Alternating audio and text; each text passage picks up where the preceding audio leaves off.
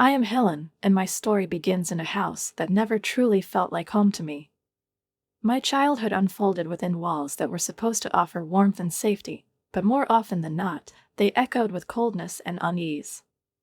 My mother, a talented and successful dentist, was always the one people admired and sought help from. My father, a manager at a trading company, met my mother during a time in his life when everything still seemed possible, and they appeared to be the perfect couple. After their marriage, my father moved into my mother's house, which was spacious and cozy, yet restrained, like it was hiding behind its walls a story no one dared to tell. And a year later, I was born. At first, everything seemed perfect.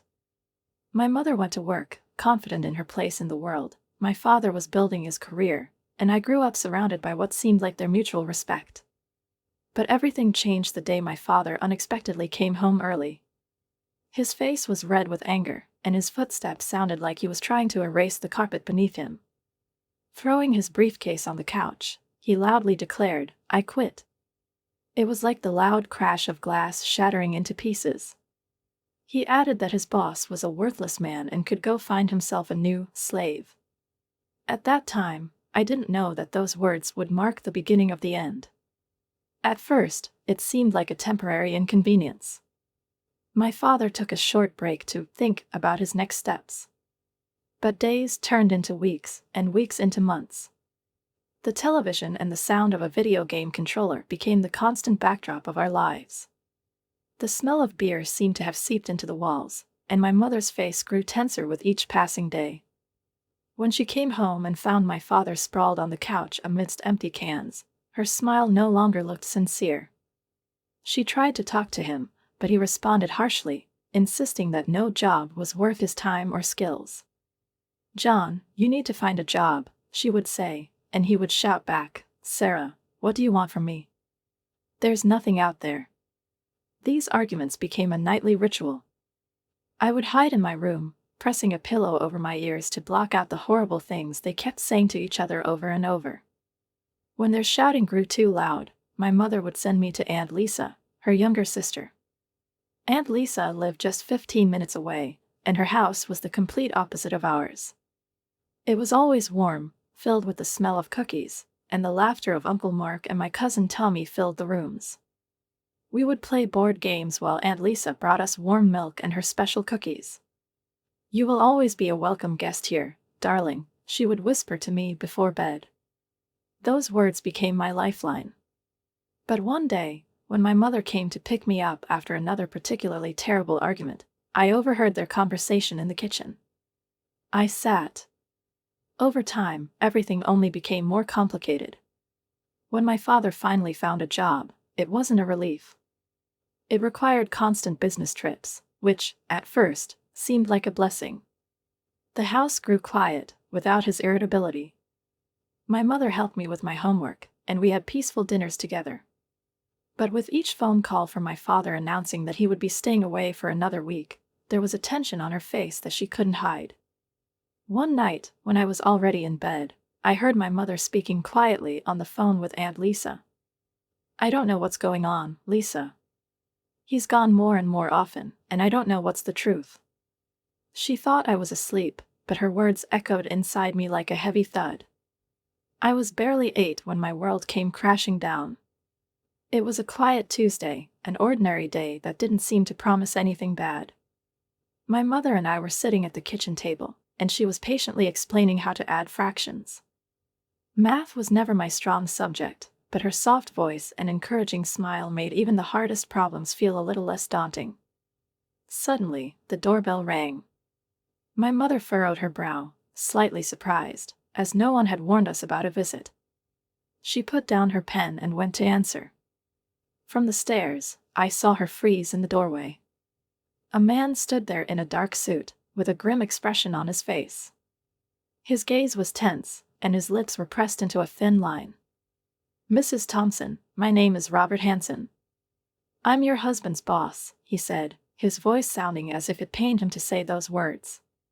My mother stood still for a moment, then invited him inside. They went into the living room, and I, hiding upstairs, listened, hardly breathing. Their conversation was muted, but I could make out certain phrases, each one weighted with an adult heaviness I didn't understand. "I'm sorry, I have to tell you this," Mr. Hanson began. His voice trembled, but he continued, "Your husband, he had an affair with my wife." A silence followed, so deep that I could hear the creak of the staircase beneath my foot. Then my mother's voice, weak as if it weren't hers, "That's impossible. John was on business trips." Mr. Hanson's reply was short but merciless. He pulled out an envelope and added, "I'm afraid there's proof here. Photographs. The dates match his trips." I didn't see the pictures, but by the way my mother's face froze, I understood everything this man was saying was true. When he left, my mother remained sitting on the couch. She stared ahead, as if trying to see something beyond the room, beyond her own consciousness. Tears streamed down her cheeks. I cautiously approached, unsure of what to say. My mother noticed me and quickly wiped her eyes, trying to smile, but the smile came out sad and weak. A few days passed. I tried to forget everything, playing with my cousin Tommy, but something inside me wouldn't let go. Finally, my mother came to pick me up. She looked exhausted, her eyes were red, but my father wasn't with her. "Where's Dad?" I asked as we drove home. Her hands gripped the steering wheel tightly, and she was silent for a long time before answering, "Your dad and I have decided to live separately. We're getting a divorce, dear." Her voice was firm, but I could see how hard she was trying to keep her emotions in check. I didn't know how to react. There was this strange mix of relief and bitterness inside me. Maybe things would get better now. For a while, it really seemed like life was starting to get back on track. My mother and I were building a new routine, just the two of us. We had dinner together, shared stories from our day, and laughed over small things. But this calm was deceptive. Gradually, I began to notice how much more tired my mother was becoming. She complained of dizziness and smiled less often. Then came the day she found the lump. I didn't understand what it meant, but I felt a coldness in my chest as we ended up in the doctor's office. I held my mother's hand when he said the word that would change our lives forever: cancer. My mother squeezed my hand so hard that it hurt, but I didn't show it. "We'll fight this, Helen," she said, and her voice sounded more confident than ever. I nodded, even though everything inside me was screaming with fear. We started our fight, and my mother became even more of a hero to me than she had been before. But I wasn't prepared for what came next. Just when I thought my father was a thing of the past, he suddenly appeared again. It was a Saturday evening, and he stood on the doorstep with a bouquet of flowers. "I've changed," he said. His voice was soft, as if he truly believed his words. "I want to be here for both of you." I wanted to slam the door right in his face, but my mother let him in. She was too tired, too frightened, to keep fighting alone. From that moment on, our lives became a whirlwind. Mom's doctor visits, chemotherapy, and Dad's attempts at being caring. His presence felt foreign, as though he was playing a role he didn't know how to perform. And I was somewhere in between, confused, exhausted, and trying to hold on to the remnants of my childhood in a world that was falling apart. "I quit my job," Dad announced one day, puffing out his chest as though it were an achievement worthy of a medal. His words sounded so ceremonial that for a moment, I almost wanted to believe him. "Someone needs to take Sarah to her treatments and take care of you, Helen," he added, as if he were sacrificing everything for us. But even at 9 years old, I saw more than he wanted to show. At first, I thought his words were sincere, but with each passing day, my faith in Dad only cleaned up before Mom was supposed to come back from the hospital. "Helen, sweetheart, can you tidy up a bit? Your mom's coming home tomorrow," he would say, not even looking up from his phone. I tried my best, stacking dishes, wiping the table, but could a 9-year-old really handle such a mess? I wanted to tell Mom, to ask for help, but I couldn't. I didn't want to add to her worries. One day, I overheard Aunt Lisa whispering with Uncle Mark. "Can you imagine, that bastard didn't even leave on his own. He got fired for sleeping with his boss's wife," she hissed. My heart squeezed, like the strings inside me snapped. Another lie in the long line of my father's deceits. But the real blow came later. That day, Aunt Lisa picked me up earlier than usual. Mom was in the hospital, going through another round of chemotherapy, and Dad was supposed to be home. We walked into the house without knocking, and immediately heard giggling and the creak of a bed. Aunt Lisa's face turned crimson as we stood frozen in the hallway, paralyzed by the sound. "John Thompson," she roared. "Get out here right now." Dad came out, fastening his pants as he walked. Behind him, a woman peeked out from the bedroom, wrapped in a sheet. I recognized her, Mr. Hansen's ex-wife. Dad looked at us, smirked, and as if nothing had happened, said, "You're early." Aunt Lisa was trembling with rage. "How dare you?" she screamed. "Your wife is fighting for her life, and you're here." Dad just shrugged. "Sarah's sick. And a man has needs," he said in a tone that made my stomach tighten. Aunt Lisa seemed about to launch into another tirade, but Dad cut her off. "You're not going to tell Sarah. It would kill her. You wouldn't want her death on your conscience, would you?" Her face paled with fury, but she held herself back. Lisa grabbed my hand and led me out of the house, trying not to let her anger take over. "I'm so sorry you had to see that, Helen," she whispered in the car. "Your father, he's not a good man." I nodded, barely holding back tears. "I know," I replied. "I don't love him anymore." From that moment on, I lived in constant tension. Days passed at school, where I pretended everything was fine, and evenings were spent with Mom at the hospital, telling her about my life and avoiding any mention of Dad. I felt like our fragile world was held together only by her smile. But one cold autumn morning, the phone rang. Mom was gone. Those words echoed in my mind, like a sound bouncing off the walls of an empty space.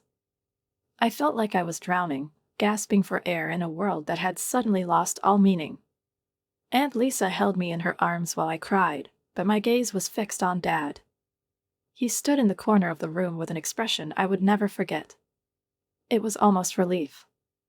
The day we buried Mom was the hardest day of my life. I stood there as if everything around me had disappeared, leaving me in an empty void, watching them lower her casket into the ground. Dad put on quite a show, sobbing and wiping his eyes with a handkerchief, but I couldn't understand why his tears seemed so foreign, so fake. Was he really grieving? Or was he just playing his usual part? A week after the funeral, we met with Mom's lawyer. I sat there, picking at a loose thread on my black dress, while the lawyer cleared his throat and began reading the will. "To my beloved daughter Helen," he said, and the words echoed through the room. "I leave all my worldly possessions, including our family home and all savings." A heavy silence fell. I looked up in confusion, seeing Dad's face turn an ugly shade of purple. He was literally seething with anger. "This can't be true," he exploded. "I'm her husband." The lawyer adjusted his glasses and, as always, was precise. "Mr. Thompson, I'm afraid it's quite clear. Your daughter will inherit everything and will manage the estate when she turns 18. Dad turned to Aunt Lisa, who was sitting next to me, and snarled. You pushed her into this? Didn't you poison her against me?" Aunt Lisa looked at him with cold eyes and calmly replied. "Sarah knew you, John. She knew you better than you think." We left the office, and Dad was still ranting, but I no longer listened. I was too consumed by my grief to pay attention to his meaningless words. The next few days, he hardly looked at me, as if I had betrayed him. But what would have happened if I hadn't left Mom, if I hadn't been the one to know the truth? 3 months dragged on slowly, day after day. One afternoon, I was sitting in my room, flipping through an old photo album, when I suddenly heard an unfamiliar laugh downstairs. Curiosity made me sneak downstairs, and I found myself in the living room, where I saw Dad with a woman I knew all too well. It was his mistress, Mr. Hansen's ex-wife. I froze in the doorway. "Helen," Dad said with a falsely cheerful voice, "come here, meet Candy." She'll be living with us now. Candy turned to me with a wide but fake smile and said, "Hey, sweetie. From now on, you're gonna call me Mom, okay?" It was like a punch to the stomach. I felt the world around me crumble again. She's not my mother. I clenched my teeth and spat out the word, feeling everything inside me boil with rage. In the following days, Candy didn't stop making herself at home. I helplessly watched as she packed up all of Mom's photos, her knickknacks, everything that had once made this house my home. Now, it was all disappearing as if she were trying to erase every memory of Mom. I watched it all, feeling something inside me break, the pain of loss growing even sharper. As for Dad, he'd say, stretched out on the couch with a beer in hand, that it was a good life. No need to work yourself to death like your mother did. Candy was no better. She would spend hours shopping online for boxes of clothes and cosmetics, bringing in new things almost every day. "We deserve the good stuff," she'd say, modeling another dress that would now take up space in her closet. Meanwhile, I was outgrowing my clothes, my shoes were falling apart, and when I asked for money for new ones, Dad would frown. "Christ, Helen, are you ever going to stop growing? You know how expensive it is to raise a teenager." Then they'd go off on luxurious vacations, leaving me with Aunt Lisa and Uncle Mark. Part of me felt relief, escaping the toxic atmosphere at home, but another part felt the sting of rejection. As my 16th birthday approached, I realized I could no longer rely on Dad. I needed my own money, my own independence. That's when I first noticed the "Help Wanted" sign in the window of Joe's cafe. The first shift was brutal. My legs ached, and my hands were burned from carrying trays. But when I went home, smelling like coffee grounds and dish soap, I felt a spark of pride I hadn't felt in years. When I got my first paycheck, I almost wanted to cry. It was a small amount, but it was mine. I had earned it. One day, noticing my new phone, Dad asked, "Where'd you get the money for this?" "I got a job," I replied, bracing for his reaction. He scoffed. "A job? What do you need a job for? We provide everything you need." I stifled a bitter laugh. They had provided me with the bare minimum, spending most of what should have been for me on themselves. I just shrugged. I needed the extra money. For months, I worked every shift I could get. I saved every penny, hiding the money in a locked box under a loose floorboard in my room. Slowly, I began to build a wardrobe of clothes that actually fit me, buying school supplies without having to beg for extra funds. I allowed myself only small indulgences, books, art supplies. More importantly, I was building something greater than just my outer world.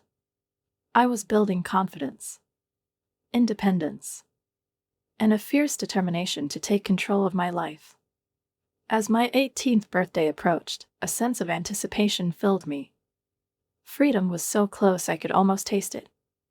I pictured myself breaking free from this house, from the burden of false care and insincere emotions. Living on my own terms, by my own means. It wasn't just a wish, it was a plan.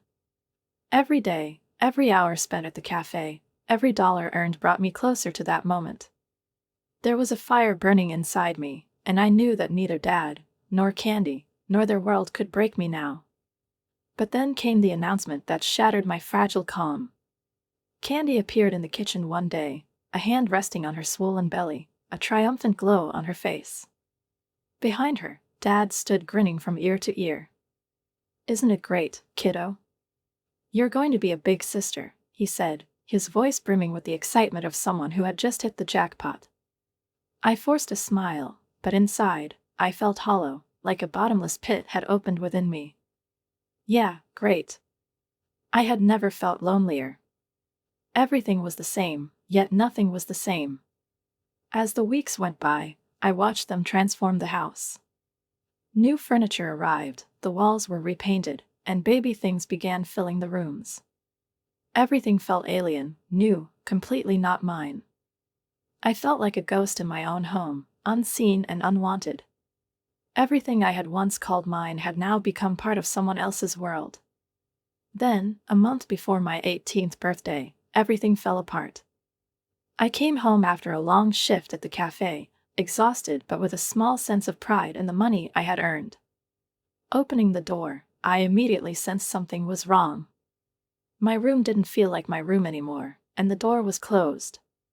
Hanging on it was a small sign with pastel letters that read, "Nursery." "Dad."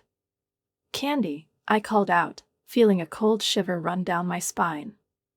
My voice sounded traitorous, even to me. They appeared from the living room. Candy, her large, round belly leading the way, and behind her, my father. His face bore a strange expression, a mix of satisfaction and resolve, like someone solving a complex problem. "Helen," Dad said in a strangely formal tone, as if the words had been rehearsed beforehand. "Candy and I thought it would be better if you left. We need your room for the nursery."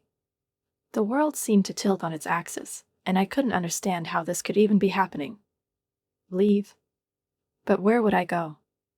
I felt my legs weaken, and my heart clenched in my chest. In that moment, I realized this wasn't just a decision, it was the end. I no longer mattered to them. Candy bustled over to me, shoving a suitcase into my hands. "Don't worry, I packed your things myself. You should thank me, really. I made sure to include all the important stuff," she said, as though she had just done me the biggest favor imaginable. I opened the suitcase, and inside was a pathetic pile of clothes and a few personal items. Everything else, my books, my art supplies, my mother's belongings, was gone. Gone, just like my life, just like everything I had ever loved. "But this is my home," I stammered, my eyes filling with tears. My voice was barely audible. "This is my home." Dad's face hardened. "It's time for you to grow up, Helen. You're not a little girl anymore." I ran out, suitcase in hand, tears streaming down my face. I didn't know what to do, where to go. Everything around me seemed gray and lifeless. I found myself at Aunt Lisa's doorstep, sobbing as I told her what had happened. Aunt Lisa's face grew stormy, her eyes shining with fury. She took a deep breath, visibly calming herself.